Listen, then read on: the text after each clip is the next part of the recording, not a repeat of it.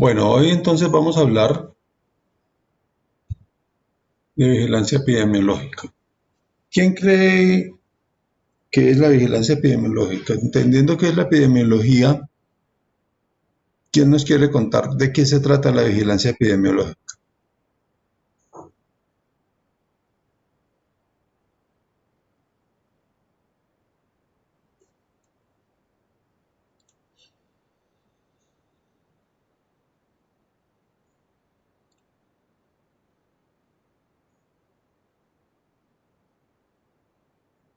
No los escucho, jóvenes.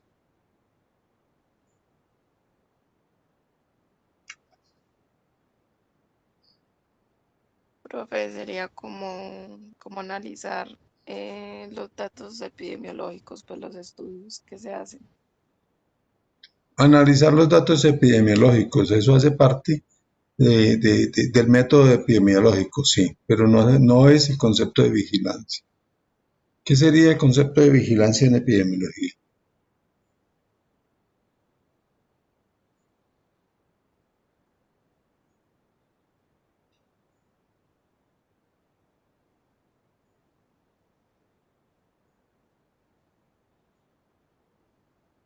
Profe, pues como tener conciencia de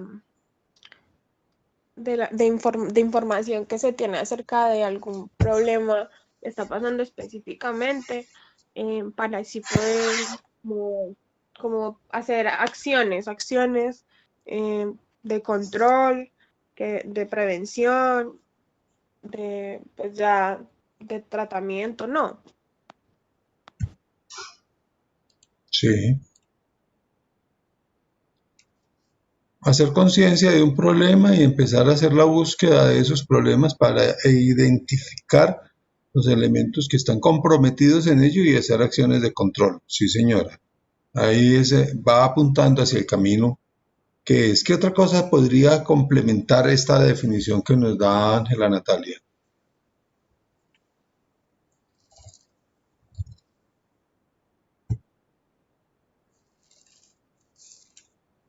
¿Quién más nos quiere contribuir ahí? Ahora dice que es un sistema de recolectar información para hacer un análisis.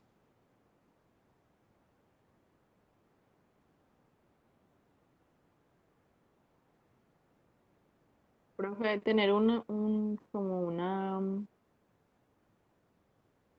una constancia en la recolección de datos para pues poder llegar así como a una conclusión de lo que estaba Mm, sucediendo. Laura Melissa dice tener una constancia, ¿sí? Y cuando dice una constancia es hacerlo de manera permanente, lo cual supone necesariamente un elemento importante que es la planificación y la continuidad, ¿no? Entonces, vamos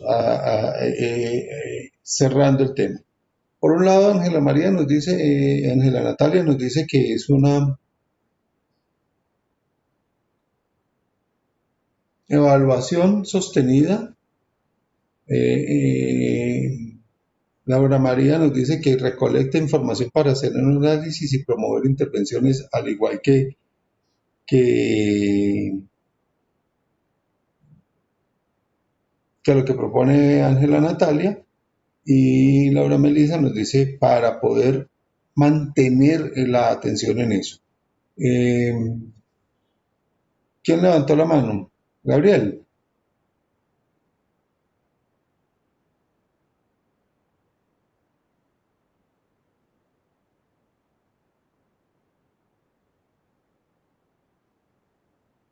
Cuéntanos.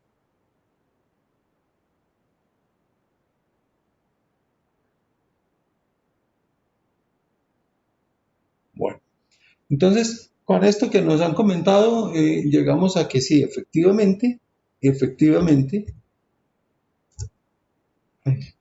la vigilancia en epidemiología de salud pública es el conjunto de métodos y recursos.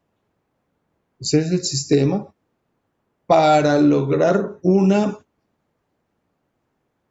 seguimiento sistemático, continuo, de los eventos de salud que afectan o pueden afectar a las personas de la comunidad. Aquí estamos ante una cosa, ¿sí?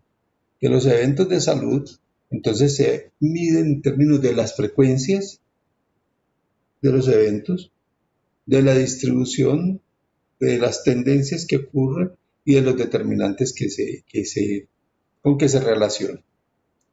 Para medir la frecuencia entonces tenemos diversos elementos, diversos componentes, y esos elementos y componentes que nos llevan a medir la frecuencia nos permiten decir cuál es el de mayor frecuencia, cuál es el de mayor incidencia, cuál es el de mayor severidad, cuál es el de mayor letalidad, cuál es el de mayor prevalencia, y por esas razones es que tenemos que saber qué es lo que queremos medir, ¿sí? También nos dice cómo se distribuye a lo largo del tiempo, o en un periodo, o en una población, o en un grupo poblacional, o en algunos centros o en algunas áreas de esa población. Entonces, la frecuencia nos habla de las tasas, que ya hemos hablado. La distribución nos habla de la mayor o menor afectación de esas condiciones, de esos eventos de salud. Y recuerden que los eventos de salud de los que hablamos no solamente estamos hablando de enfermedades, sino que estamos hablando de toda una serie de cosas. Ya ahorita vamos a mirar qué es lo que se vigila, ¿no? También nos permite establecer cuáles son las tendencias, hacia dónde se orienta, hacia dónde conduce y cuál es la probabilidad de lo que va a ocurrir en relación con ese evento que se está siguiendo. Y obviamente nos permite medir los determinantes asociados a esos eventos de salud, ¿sí? Entonces, la vigilancia en salud pública no es un hecho aislado, no es un hecho fortuito, no es un hecho ocasional. Es un hecho continuo, sistemático, que se planifica, se mantiene, se evalúa y se ajusta cada vez que ocurren algunas cosas.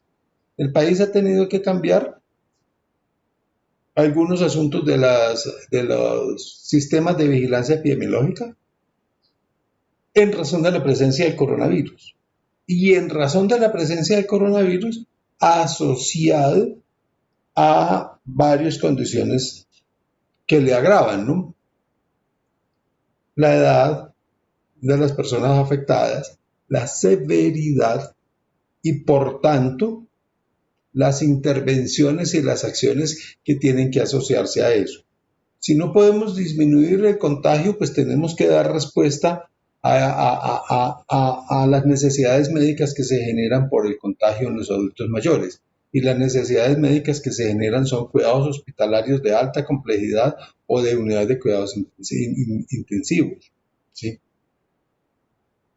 Por el otro lado, entonces, tenemos que tomar otras medidas que tienen que ver con que muchas de las personas que están contagiadas del coronavirus son personas asintomáticas o con síntomas muy leves, pero que, aunque sean asintomáticas o aunque sean muy leves, sus síntomas están efectivamente transmitiendo la enfermedad, y por tanto las acciones de las intervenciones tienen que ver ya no con la curación y ya no con el tratamiento y la rehabilitación de los pacientes, sino con la disminución de los mecanismos de transmisión, de las oportunidades de transmisión. Entonces, es detectar a tiempo, es identificar los síntomas, es identificar las probabilidades y es disminuir todas aquellas conductas que facilitan eso. Esas son las medidas que se toman, pero esas medidas se toman a partir de una medición sistemática. ¿Qué está ocurriendo? ¿Cómo se comporta esa epidemia en nuestro país? De la misma manera, nosotros tenemos que saber cómo se comportan otras cosas, otras enfermedades en nuestros ancianos, ¿sí? De cómo se comportan otras enfermedades en nuestra población. ¿Cómo tenemos que encontrarnos con demasiada frecuencia, ¿sí? Personas que enferman en su casa, bajo el cuidado de su familia, ¿sí? Por condiciones insalubres, por condiciones de déficit social, de déficit económico, de déficit de conductas, de déficit cognitivo, de la capacidad de comprensión, y muchas veces simplemente tratamos el paciente con la neumonía, el viejito con la fractura, el viejito con la alteración metabólica, el problema con la diabetes, y no estamos haciendo la vigilancia e identificando los otros elementos determinantes que pueden ser el nivel de ingreso, que pueden ser el espacio en el que se vive, que puede ser la compañía, que puede ser el déficit cognitivo, etcétera, etcétera. Entonces el sistema de vigilancia en salud pública tiene que ser sistemático y permanente. Y está orientado a medir la frecuencia, la distribución, a establecer las tendencias y a identificar los determinantes asociados a esos eventos de salud. Tenemos dos elementos fundamentales. No solamente se trata de medir, sino que es necesario interpretar. La medición nos permite encontrar los problemas prioritarios de salud, hacer el registro de esos eventos y transmitir la información, transmitir los datos. Y por el otro lado, tiene que haber una actividad debidamente planificada y sistemática igualmente, ¿sí?, que nos permita hacer la comparación de los datos y hacer la interpretación con el fin de garantizar que se tiene la información, los datos se convierten en información y estos datos convertidos en información nos permiten entonces encontrar los cambios en el estado de salud de la población, nos permiten encontrar los cambios en el entorno, nos permiten encontrar los cambios en los factores de riesgo. Y encontrados los cambios en el entorno, en los factores de riesgo, en la población, en el estado de salud, ¿sí?, nos permite, nos facilita hacer las sugerencias para encontrar las intervenciones médicas, las intervenciones organizativas, las intervenciones sociales, las intervenciones económicas, las intervenciones conductuales necesarias para disminuir tanto la frecuencia como la afectación del evento de salud, de la patología que se está tratando, que se está queriendo controlar. Algunas de esas patologías, algunas de esas situaciones se presentan de manera súbita, de manera aguda, ¿sí?, de manera imprevista, y entonces estamos ante situaciones de brotes epidémicos o de epidemias que pueden llegar a desbordar las capacidades de las instituciones y de los organismos encargados de esas revisiones, ¿sí? O también podemos medir los elementos, las variaciones y las disrupciones que se dan a lo largo a lo largo de los diferentes periodos epidemiológicos o los periodos que se quieren evaluar. Entonces, el sistema de vigilancia epidemiológica no opera únicamente para los brotes y para los procesos epidémicos. También opera para las condiciones crónicas, para las condiciones que van que tienen un comportamiento endémico, que tienen un comportamiento habitual y que pueden estar en mayor o menor medida variando. Nos interesa entonces que el sistema nos detecte las variaciones de lo que ocurre crónicamente, ¿sí?, y que a su vez identifique los elementos asociados a esas variaciones, que no solamente se trata de medir la frecuencia de la enfermedad, del evento en salud que se mide, sino todas esas condiciones asociadas, ¿sí?, para poderlas comparar. Recuerden que el principio de epidemiología dice obtener información que permita ser comparada consigo mismo o con otras instituciones, con otras entidades, con otras instancias, con otros espacios, ¿sí?, o con su propio histórico. La vigilancia epidemiológica entonces garantiza disponer de información permanente para establecer las variaciones en las conductas, en los comportamientos de algunos de los eventos de salud o sus determinantes, y como decía Laura María ahora, y generar intervenciones positivas para disminuir o la frecuencia o el impacto de los eventos de salud que estamos viendo. ¿Sí?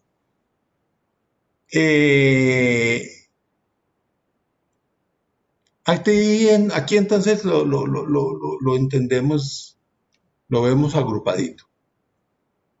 Hay una captura de la información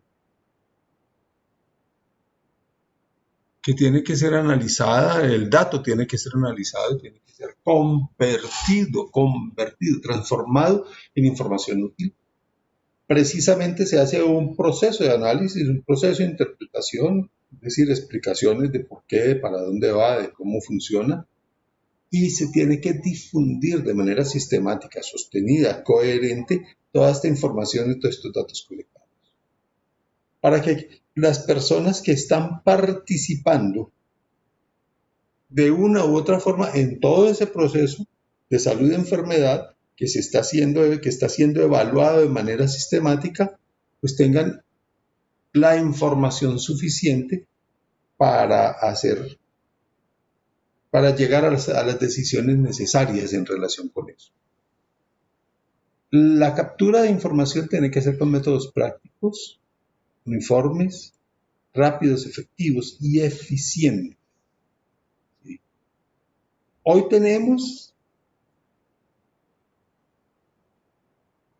ejemplos muy claros de cómo podemos acceder a información, a datos rápidamente. Entonces accedemos a datos cuando las personas van y asisten o solicitan asistencia a través de las vías telefónicas. Queda registrado. Asisten a sus entidades de salud, a la EPS, a la IPS, al médico particular, en fin, a las diferentes opciones que puedan tener y queda registrado. ¿Sí? Ese registro que se hace por la vía telefónica, que se hace en la entidad de salud, que se hace en la entidad promotora de salud o en la institución prestadora de servicios de salud, tiene un trámite y se carga en un sistema informático, y ese sistema informático, de acuerdo con unas normas que se han establecido, se transmite, se comparte y digamos que se va acumulando y se va gestionando a partir de la coincidencia de los diferentes datos de las diferentes unidades. Pero también tenemos otros métodos mucho más prácticos, y es descargue la aplicación Corona App, la aplicación virus, la aplicación de control del peso, la aplicación de síntomas respiratorios, y la persona digita su información, introduce la información a partir de algunas autoevaluaciones para lo cual se ha generado una instrucción previa y se envía y está siendo acumulada en el tiempo mismo, en el momento mismo en que el paciente lo tramita. Entonces tenemos que hay métodos, los métodos de vigilancia epidemiológica tienen que ser prácticos, pero todos tienen que guardar uniformidad, todos tienen que preguntar lo mismo, todos tienen que registrar lo mismo, todos tienen que encontrar eso. Recuerden lo que decíamos, la definición operativa de las variables. Esa definición operativa de las variables es la que permite que el individuo tenga claridad en razón de qué es lo que se quiere medir, qué es lo que se está buscando, por qué se está preguntando, es decir, qué es lo que se está preguntando. En los análisis de interpretación de toda esta información, entonces, permite establecer las tendencias en el tiempo, establecer las tendencias en el lugar y establecer las personas afectadas. Eso lo hemos visto, y en el último periodo entonces nos hemos encontrado con que ha habido una serie de alertas que salen los especialistas en todos estos temas de epidemiológicos frente a la epidemia del coronavirus, en donde nos dicen: estábamos en la primera semana de julio, los casos vienen ascendientes, pero eso no es el pico, porque el pico lo estamos esperando para la segunda semana de octubre, cuando ocurrirán alrededor por la tasa de ataque, por la tasa de replicación, por las tasas de incidencia, por la mortalidad, por la severidad de esto, ocurrirá esto. Como ese ritmo viene así, entonces vamos a tener alrededor de 1.500 enfermos, de los cuales 700 necesitan unidades de cuidado intensivo, pero están haciendo el pronóstico. Esa es la evaluación de lo que ocurre y están anticipando los cambios en la conducta, en el comportamiento de una enfermedad o en el comportamiento de una población frente a una enfermedad o en el comportamiento de los recursos con los cuales se va a afrontar esa enfermedad. Entonces, al principio de la pandemia dijeron, en Colombia tenemos 4.000 unidades y frescos, no pasa nada. A los 15 días dijeron, no, espere que esto sí va a pasar y necesitamos 7.000 unidades. Y a los 3 meses dijeron, venga, necesitamos más de 7.000 unidades porque todavía nos quedan los coletazos de esta primera ola del coronavirus. Entonces, están logrando generar esos cambios, identificar esos cambios de acuerdo con las conductas, con los comportamientos, con las rutinas que está adquiriendo ese fenómeno de salud. Y obviamente, anticipar esos cambios, identificar esos cambios, tiene que llevar a la generación de acciones oportunas, incluyendo no solamente acciones de prevención, de disminución, de mitigación del daño, sino medidas de control. Medidas de control que ya no tienen que ver con la prevención y que no tienen que ver con el tratamiento, sino que tienen que ver con el comportamiento y la exposición a las condiciones y factores de riesgo para controlar esas condiciones. ¿Sí? Una cosa es generar acciones preventivas como lavarse la mano y usar tapabocas. Y otra cosa es estar en acciones de control como mecanismos de disminución de la rapidez de la transmisión a través de medidas de control como el confinamiento, el cierre de establecimientos, la restricción de horarios de circulación, la restricción de circulación, la supresión de las actividades presenciales, educativas y deportivas y de bares y cantinas, la disminución de eventos masivos deportivos y culturales, etcétera, etcétera. Entonces miren como algunas de esas medidas son medidas de prevención y otras medidas son de control. Las medidas de prevención tienen que ver con la conducta y con el comportamiento. Y las medidas de control tienen que ver con las restricciones y los asuntos permitidos o permisividad que puede tener una sociedad para determinar para controlar los factores de riesgo asociados a eso. Bueno, jóvenes. ¿Alguna pregunta? ¿Tenemos alguna indicación, alguna duda al respecto?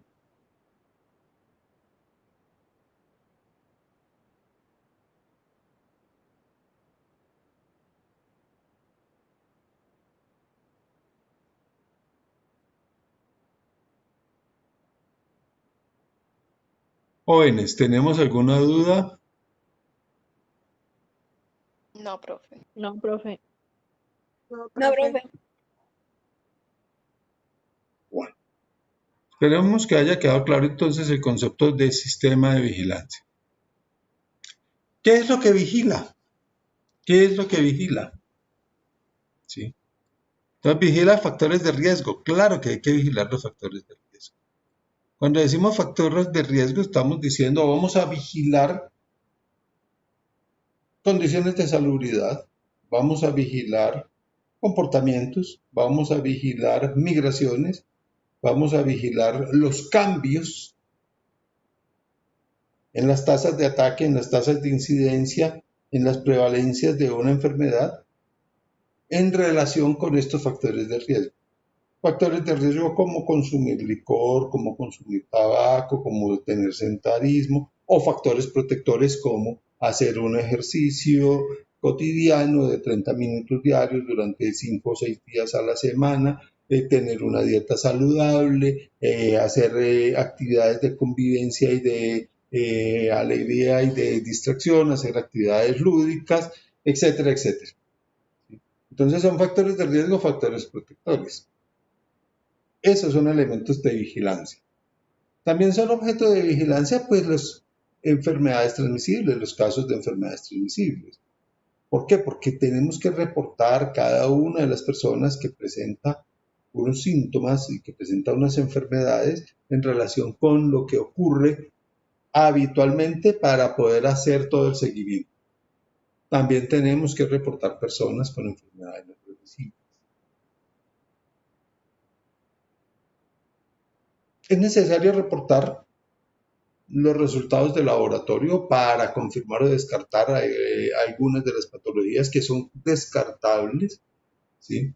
Pero también unos resultados de laboratorio que nos miden concentración de contaminantes en el agua, concentración de contaminantes en el aire, resultados con aparatos especiales para la medición del ruido ambiental, condiciones de temperatura, condiciones de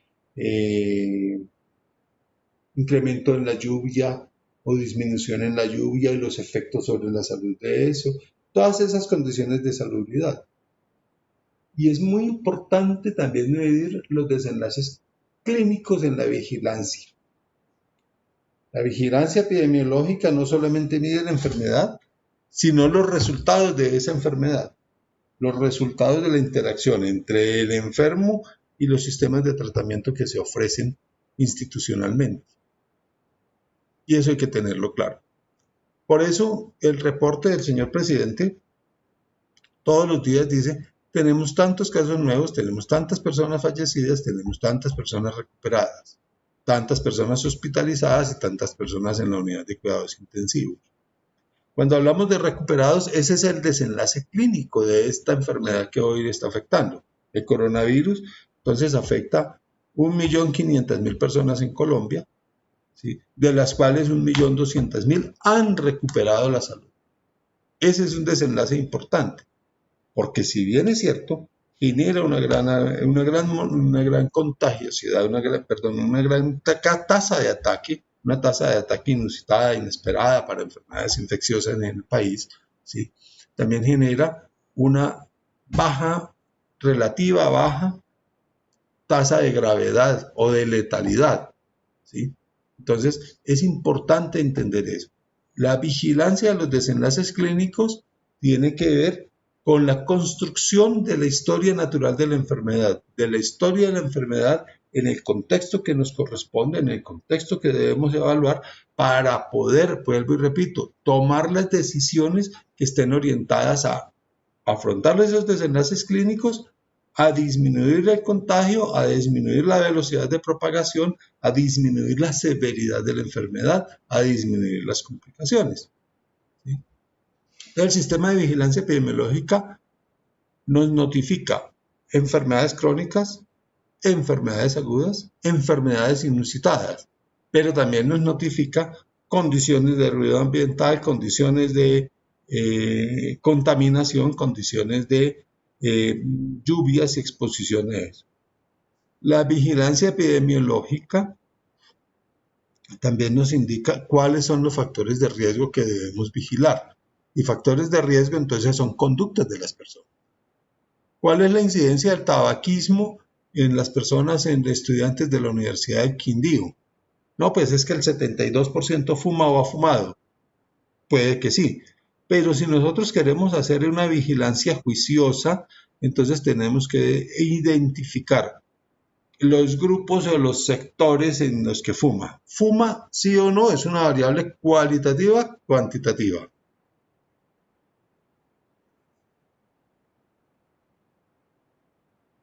Cualitativa, no, profe. Cualitativa.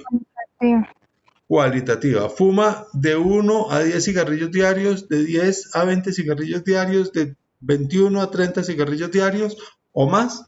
Esa es una variable cualitativa, cuantitativa. Cuantitativa. ¿Perdón? Cuantitativa. Cualitativa.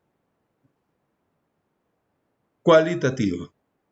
Fumar 5 cigarrillos o fumar 7 o fumar 21 no establece 3 veces más o 3 veces menos. Establece una cualidad de una mayor exposición, una exposición más intensa, pero no una exposición 23% más intensa o 162% menos intensa porque el individuo que fuma 5 cigarrillos, pues tiene una exposición, y el que se fuma 22 no tiene 6 veces, 5 veces, y 5.2 veces esa exposición, y entonces va a tener 5 veces más probabilidad de enfermar, ¿no? Entonces sigue siendo una variable cualitativa. Entonces, ese factor de riesgo, esa conducta, que es factor de riesgo para algunas enfermedades del tabaquismo, entonces ya no basta simplemente con decir fuma o no fuma, sino cuántos cigarrillos fuma al día, ¿sí? Y viene un segundo componente que es cuánto hace que fuma. ¿Por qué? Porque vamos a iniciar una serie de actividades relacionadas con el deporte, relacionadas con el autocuidado, relacionadas con la autovaloración, relacionadas con la detección de enfermedades asociadas al tabaquismo, como la obesidad, el sedentarismo, la diabetes, la hipertensión y algunos casos de cáncer oral, cáncer pulmonar, etcétera, etcétera. Entonces, cuando medimos eso, hacemos todas estas acciones, determinamos todas estas estrategias. Dentro de un año y dentro de 2 años volvemos y medimos el asunto. Volvemos y medimos el asunto y decimos cuántas personas tienen el hábito de fumar y cuántas de esas tienen una mayor exposición entre 1 y 10 cigarrillos, entre 11 y 20, y entre 21 y 30 cigarrillos, y si eso ha cambiado o no ha cambiado. Entonces, cuando decimos eso efectivamente ha cambiado, estamos hablando del sistema de vigilancia. Eso no ha cambiado, estamos hablando del sistema de vigilancia. Ha habido mayor reporte de casos de hipertensión y de cáncer de boca y de cáncer de pulmón asociado a nuevo. Listo. Venga, aquí no entendemos esto. Hay un mayor número de pacientes con enfermedad hipertensiva y ha disminuido la tasa de fumadores. ¿Qué está pasando? Entonces son otras conductas que ya no tienen que ver con el tabaquismo, sino con el sedentarismo y las condiciones nutricionales y alimentarias. ¿Sí? Entonces, eso hace mucho más complejo el asunto de la vigilancia epidemiológica. ¿Queda claro eso, no? Los componentes de un sistema entonces tienen que ver con los mecanismos de recolección de la información, tienen que ver con los mecanismos de análisis e interpretación y procesamiento de la información, los mecanismos para divulgar la información y la capacidad de tomar decisiones para intervenir todos aquellos elementos que tienen que ver con la prevención y control. ¿Sí? Estos son los 4 componentes básicos. ¿Cómo se recolecta la información? El ejemplo típico de la recolección de información es la ficha de vigilancia epidemiológica. ¿Cómo se procesa esa información, se analiza y se interpreta? Pues se hacen los acúmulos, se hacen los repositorios de toda la información y entonces ya viene un procesamiento diferente. En Colombia hay un sistema de vigilancia epidemiológica que está compuesto por unidades primarias generadoras de datos. Esas unidades primarias son el médico, la enfermera, el auxiliar de enfermería, el auxiliar de laboratorio, el laboratorio clínico, las instituciones prestadoras de servicios de salud, las instituciones promotoras de servicios de salud. Cada una identifica un fenómeno de salud que están debidamente codificados, que están debidamente señalados y lo notifica de acuerdo con unos criterios de notificación. Esas unidades primarias generadoras de datos entregan a una unidad departamental de análisis y gestión de la información y esa unidad de análisis y gestión de la información consolida lo que ocurre en Armenia, en Circassia, en Montenegro, en Quimbaya, en la Tebaida, etcétera, etcétera, reúne todo esto y hace un análisis, una interpretación y dice, esta semana está ocurriendo en el departamento del Quindío esto. ¿Por qué es importante eso? Supónganse ustedes que hay una institución de salud en el sur, como se llama el Hospital del Sur, ¿sí? A donde asisten durante esta semana 23 personas enfermas con una enfermedad eruptiva febril. ¿Vale? ¿Sí? Esa unidad primaria generadora de datos, pues reporta sus 23. Como atendió 2.000 personas en esa semana, pues unas de consulta externa, otras de urgencia, otras de hospitalización, otras en odontología y eso, pues 23 parece no ser una cosa alarmante. ¿Sí? En el otro lado, en el Hospital San Juan de Dios, entonces atendieron también las mismas 2.000 personas o 2.500 personas, atienden por urgencias básicamente, está cerrada la consulta externa, pero cada día atienden 200 personas o 250 personas en urgencias y más los que tienen los 300 que tienen diariamente hospitalizados, entonces atienden a las 2.000 personas y hubo solamente 4 personas con enfermedad eruptiva febril, pues uno se queda tranquilo. Pero en la clínica del café entonces ya reportaron en un número similar, pero reportaron 22. Entonces ya van 57, 55 y 4, 59. ¿Sí? En la clínica Sagrada Familia atendieron eso, pero en el hospital de Circasia atendieron otro número y en el hospital. Entonces cuando consolidamos eso, encontramos que hay 278 casos durante esta semana de una enfermedad febril eruptiva. Hay que generar una alerta. Y eso solamente se genera en la medida en que se dispone, por un lado, de la información consolidada y por el otro lado, de la capacidad de analizar eso. Entonces vamos y revisamos y decimos, para la semana epidemiológica 23 en la que estamos, perdón, no, ahorita debemos estar como en la 42, ¿sí? Para la semana epidemiológica 42, en el departamento de Quindío, esa enfermedad febril eruptiva ha tenido esta conducta, este comportamiento, ¿sí? Entonces, históricamente, la semana 42 ha tenido 260 casos, entonces no tenemos por qué alertarnos. Pero si lo que hacemos es encontrar que durante la semana 42, a lo largo de la historia, en el departamento de Quindío, los números máximos están por debajo de esos 260 que reportamos hoy, pues tenemos que generar una alerta y decir, venga, aquí está pasando algo.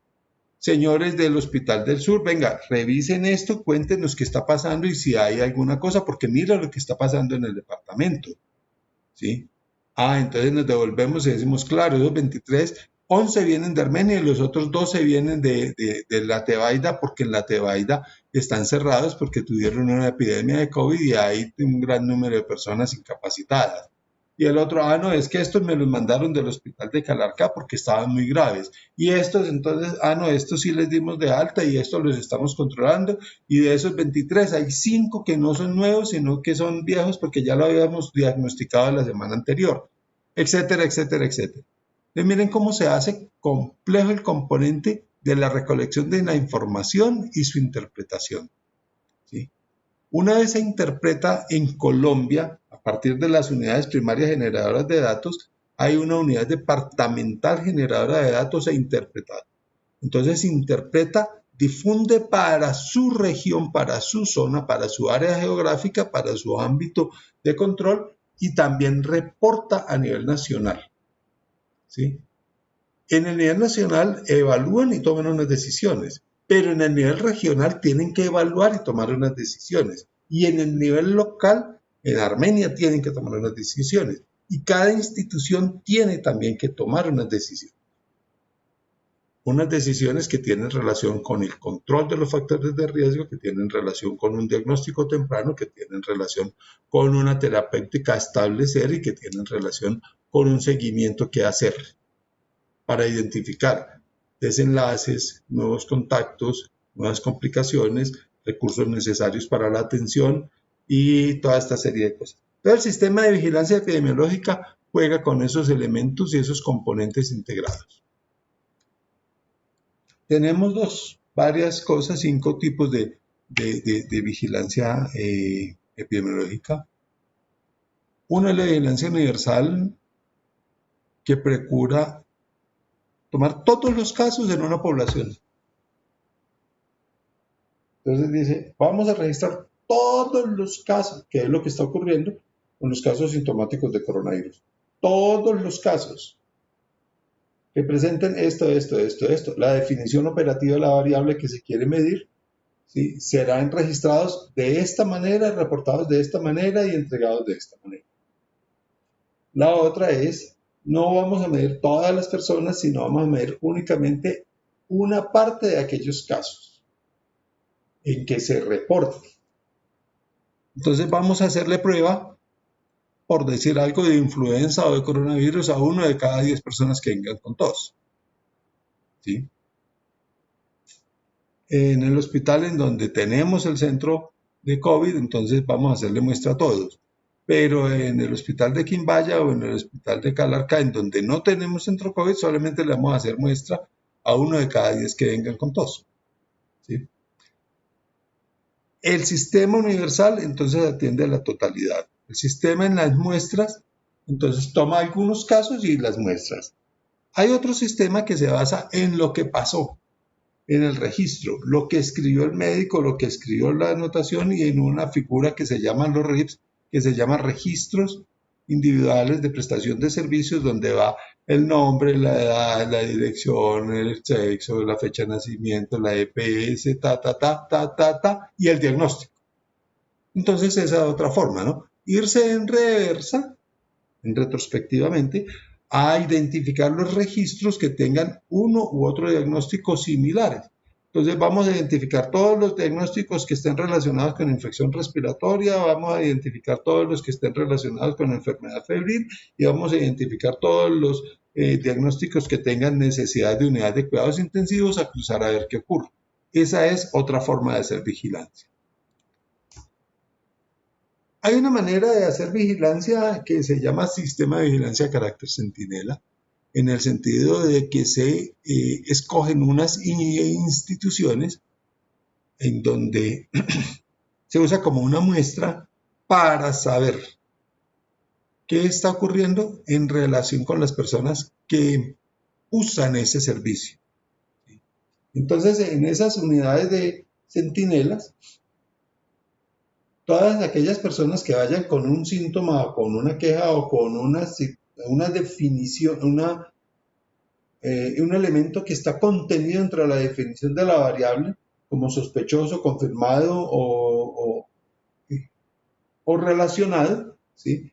Entonces, en esa entidad vamos a hacer la vigilancia y en esa entidad vamos a aplicar las medidas de control, las medidas terapéuticas, las medidas de seguimiento y la nueva evaluación para saber cómo ocurre. Esto ocurre porque no siempre los recursos están disponibles para hacer todas las pruebas en todo el país simultáneamente, a toda la población. Entonces se escogen aquellas instituciones que tienen una mayor probabilidad de encontrar algunos de esos casos que se quieren buscar. Entonces, la vigilancia centinela frente a cáncer en el departamento del Quindío, pues se hace básicamente en dos instituciones, Oncólogos del Occidente y Hospital San Juan de Dios. ¿Sí? Vigilancia centinela de malaria se hace en dos instituciones, Hospital del Sur y Salud en General, Hospital del Sur y Hospital de Calarcá. ¿Sí? Vigilancia centinela de enfermedad diarreica en menores de 5 años. Entonces se hace en Hospital San Juan de Dios y en la Clínica Sagrada Familia, etcétera, etcétera, etcétera. De esa misma manera, entonces, no todos están encaminados a medir todo siempre, ¿sí? Aunque sí hay unas enfermedades de carácter obligatorio, ya lo vamos a ver, y entonces se distribuye el sistema de acuerdo con la intensidad de uso, de acuerdo con el protagonismo que tienen, de acuerdo con la especificidad que tiene y que finalmente ocurre, ¿no? Que a una institución especializada pues van a llegar la mayoría de los casos que tienen que ver con su especialidad. Entonces a Oncólogos del Occidente pues llegan la mayoría de los casos que tienen cáncer, de personas que han presentado cáncer en cualquiera de sus manifestaciones. Y a la Sagrada Familia pues van a llegar la mayoría de los niños menores de 5 años que van a necesitar estancia hospitalaria porque el número de camas es mayor, el número de pediatras es mayor, y etcétera, etcétera. ¿Sí? Entonces, de acuerdo con eso, se hace un sistema de vigilancia centinela. Y también hay un sistema de vigilancia por encuestas, ¿sí? En donde lo que se quiere buscar son las prevalencias, ¿sí? Las prevalencias, no las incidencias, sino las prevalencias de periodo a través de la indagación que se hace o bien con las personas o bien con los familiares o con las personas que deben atenderlas. Queda claro eso, ¿no? Entonces ya tenemos claridad de que la vigilancia en salud pública es información para la acción. ¿Sí? Si la vigilancia en salud pública no nos permite la acción, entonces vamos a tener dificultades. Es una acción para la, perdón, es una información para la acción oportuna. ¿Sí? ¿Qué se usa? Entonces ya lo decíamos, los casos de muertes, las enfermedades, los casos de enfermedad, las muertes. Entonces miramos la frecuencia absoluta de enfermos, la frecuencia de muertos de una determinada enfermedad y obviamente las caracterizaciones que tienen que ver con la fecha, el lugar de ocurrencia, la persona, la edad de la persona afectada, el sexo, la ocupación, la procedencia, el tiempo de evolución, etcétera, etcétera. Hay unos, también se usa como base para información en vigilancia epidemiológica los resultados del laboratorio. Y ustedes hoy lo ven con mucho mayor énfasis, ¿no? Tantas pruebas realizadas, tantas positivas, tantas aplazadas, tantas negativas para coronavirus, ¿sí? No solamente tiene que ver con el coronavirus, tiene que ver con infecciones respiratorias, tiene que ver con infecciones de transmisión sexual, tiene que ver con exámenes especializados para identificar la resistencia o no de los gérmenes a determinados tratamientos y algunos resultados de laboratorio que tienen que ver entonces con la incidencia de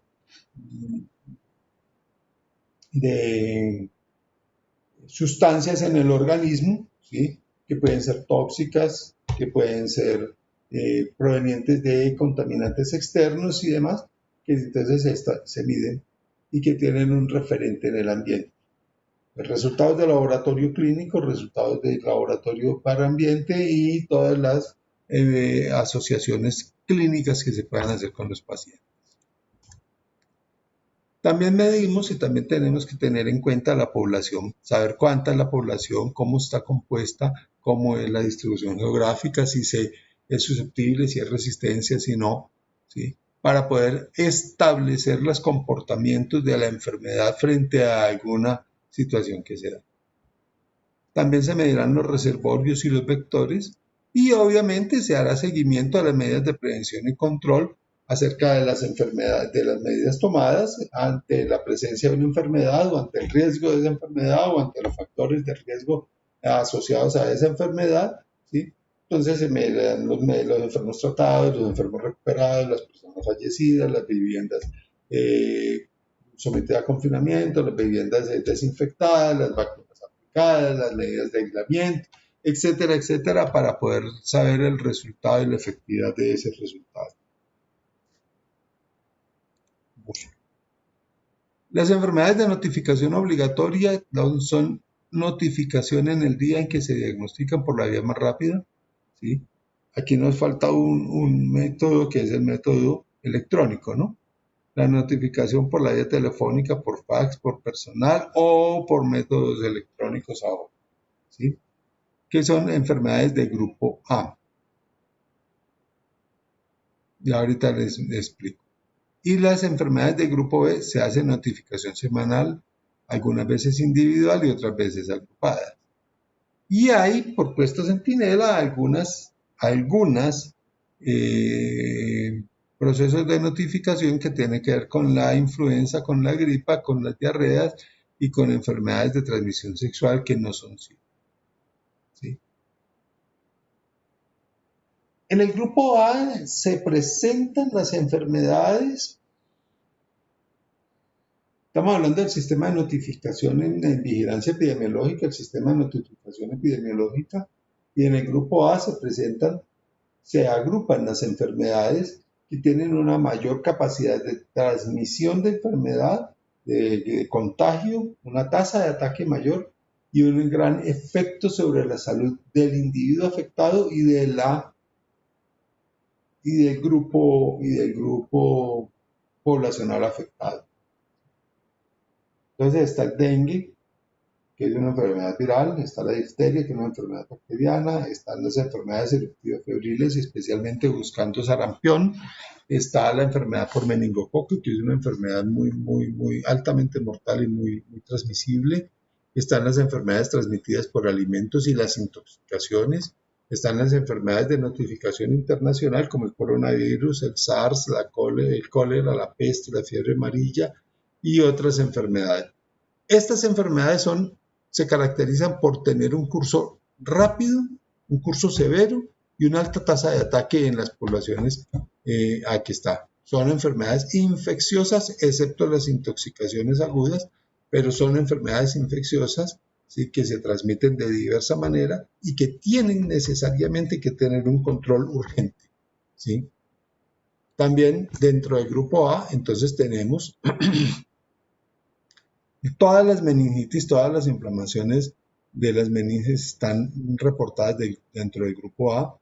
La rabia animal, la rabia humana, la sífilis neonatal, el síndrome de rubéola congénita, el tétanos o eventos de presentación inusitada, inesperada. Es decir, nosotros estamos acostumbrados a atender personas con cierto nivel de gripa, con cierto cuadro febril, 8 por semana, pero es que nos están presentando 26.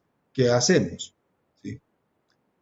Es muy importante notificar todas las agresiones animales a las personas. Y es muy importante identificar todos los casos sospechosos de rabia animal o de rabia humana. Siempre, siempre. Porque la rabia es una enfermedad mortal, necesariamente mortal. ¿Sí? Es decir, creo que hay 2 o 3 casos de personas con rabia documentada, ¿sí?, que es causada por un virus que se transmite a través de la mordedura de animales contagiados y de animales portadores sanos, ¿sí? Animales contagiados, los perros, los gatos, los caballos, de eso, animales portadores sanos, las ratas, los murciélagos, algunos animales salvajes, etcétera, etcétera, que pueden transmitir la rabia a las personas y las personas van a morir indefectiblemente. Entonces tenemos que esas son las enfermedades del grupo A, ¿sí?, de notificación inmediata y obligatoria. Todo aquel que sospeche alguna de esas enfermedades que he mencionado debe notificar inmediatamente al sistema de salud, al sistema de vigilancia nacional. Y hay otras enfermedades del grupo B que se transmiten, que se reportan, se agrupan semanalmente y se reportan agrupadas como accidentes de trabajo, enfermedades profesionales, accidentes de tránsito y estas enfermedades que son más ocasionales, pero que existen y se dan, ¿sí? Exposición a contaminantes ambientales, plomo, mercurio, plaguicidas, organofosforados y esto, recuerden que estos son exposiciones casi siempre laborales, ¿no?, o de trabajos legales o ilegales, ¿sí?, que son del grupo B. Y hay otra serie de enfermedades pues, que están allí. Y eso. Hay una característica que no les he mencionado y es la necesidad del reporte negativo. El reporte negativo. Frente a ciertas enfermedades que están siendo controladas para su erradicación en el mundo, hay que reportar que no hay la enfermedad. Cuando nosotros reportamos las instituciones de salud, las instituciones de cuidado del anciano, las instituciones encargadas del registro de las condiciones de salud de las personas, reportamos la no presencia de una enfermedad o de unos síntomas asociados a esa enfermedad, estamos diciendo que nos hemos comprometido a hacer la búsqueda activa de esa enfermedad y no la encontramos. Que es diferente, a mí no me llegó, sino que yo busqué dentro de todos los que me llegaran que alguno tuviera uno de los criterios diagnósticos o de los criterios requeridos para la notificación y no lo tengo. Porque eso permite establecer la disminución de los esfuerzos frente a la circulación o no de un determinado agente infeccioso que puede contagiar o puede contaminar a otras personas. Cuando yo digo, esta zona es libre de fiebre tifoidea o esta zona es libre de brucelosis, pues entonces tengo una seguridad transmito la seguridad que yo tengo porque he hecho la búsqueda. Y no solamente he hecho la búsqueda, sino que he tomado las acciones preventivas necesarias. Las acciones preventivas tienen que ver con la vacunación, con la condición de salubridad, con la condición nutricional y con la búsqueda y con la inmunización, ¿no? Y con la búsqueda activa de las personas afectadas por síntomas similares a ellos. Entonces, del grupo B. Todas las enfermedades que hemos mencionado se reportan con la sospecha. Creemos que. Entonces ahí entra a jugar un papel importante una cosa que se llama el caso probable, otra cosa que se llama el caso confirmado y el otro el caso relacionado. El caso probable es que cumple todos los criterios clínicos de una enfermedad que se ha dado. El caso confirmado es que a esa persona o a una persona con esos síntomas se le ha practicado un examen confirmatorio de la enfermedad. Generalmente son exámenes de laboratorio clínico, pero también hay otros exámenes que confirman ciertas enfermedades, ¿sí? Y el caso relacionado es que presenta todos los síntomas, está relacionado tanto en tiempo de contagio como en cercanías de contagio, probabilidades de contagio, tiene los síntomas, pero no se ha demostrado la enfermedad en esa persona.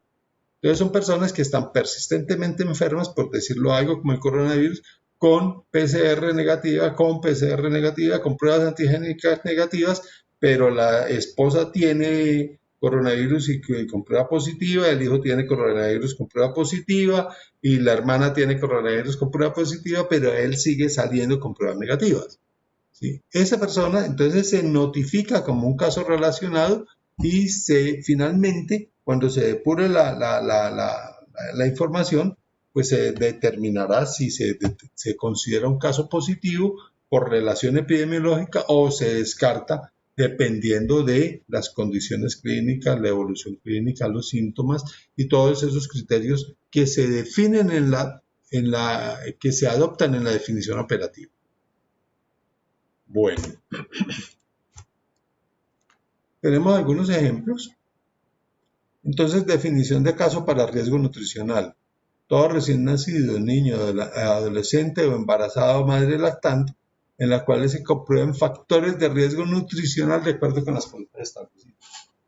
Para todo recién nacido, factor de riesgo nutricional que pese menos de 2.500 gramos al momento de nacer. Para todo niño o adolescente que esté por debajo del percentil 50, debajo del percentil 20 o por encima del percentil 80 en la curva de crecimiento y desarrollo. Embarazada, toda embarazada que no tenga un incremento del peso de acuerdo con la edad gestacional. Y madre en periodo de lactancia es toda aquella madre que tenga alteraciones del peso o alteraciones clínicamente demostrables asociadas a desnutrición, entonces se verán consideradas y se habrá que notificar para iniciar las acciones de prevención necesarias. ¿Sí? Enfermedad eruptiva febril. Entonces la enfermedad eruptiva febril, lo decimos, es toda persona que presente fiebre y exantema maculopapular, acompañado por tos. ¿Y eso qué es? Entonces es una persona que presente cualquiera de estas. Esta es una, esta es otra, esta es otra y esta es otra. Aparentemente todas son iguales, es aparentemente, y son diagnósticos diferentes cada una de esas. Pero cada una de estas las notificamos porque este es sarampión. Entonces, cuando estamos ante el sarampión, alguna de las otras cuatro, de las otras tres se parece y tenemos que hacerle seguimiento, ¿sí? Entonces, el caso se confirma porque a esta persona se le tomaron las pruebas y las pruebas salieron positivas para sarampión y entonces ya se hace como caso confirmado. El caso anterior es un caso sospechoso de sarampión y ya una vez que se hizo todas las pruebas, entonces encontramos que es un caso confirmado, pero hay que notificarlo desde la sospecha. Bueno, Esto es el producto de la vigilancia epidemiológica. Entonces aquí tenemos en negro el número de casos que ocurren durante cada una de las semanas epidemiológicas de infección respiratoria aguda durante el 2010, notificado en la semana 49. Entonces miren cómo todo el tiempo estuvo por encima de la zona de seguridad esa infección respiratoria, ¿sí? Sin convertirse en una alerta epidemiológica, sí estuvo por encima de la zona de seguridad. Acuérdense que esta zona roja es la zona de exclusión, de tranquilidad, esta es la zona endémica, esta es la zona de seguridad, esta es la zona de alerta y arriba es la zona epidémica, ¿sí? Zona de seguridad, zona de éxito, ¿sí? Y zona de alerta. Entonces miren cómo esta curva estuvo siempre por encima de la zona de seguridad, es decir, siempre estuvo en alerta, excepto a partir de la semana 33 que empieza a disminuir, ¿sí? Pero ¿por qué se logra esto? Porque cada uno está dando la notificación de lo que pasó en la semana 1, de lo que pasó en la 2, en la 3, etcétera, etcétera, y alguien agrupó a partir de las unidades primarias generadoras de datos toda la información y logró presentar eso. Igual ocurre con el dengue, ¿no? Entonces en el dengue se notificaron una cantidad de casos, ¿sí?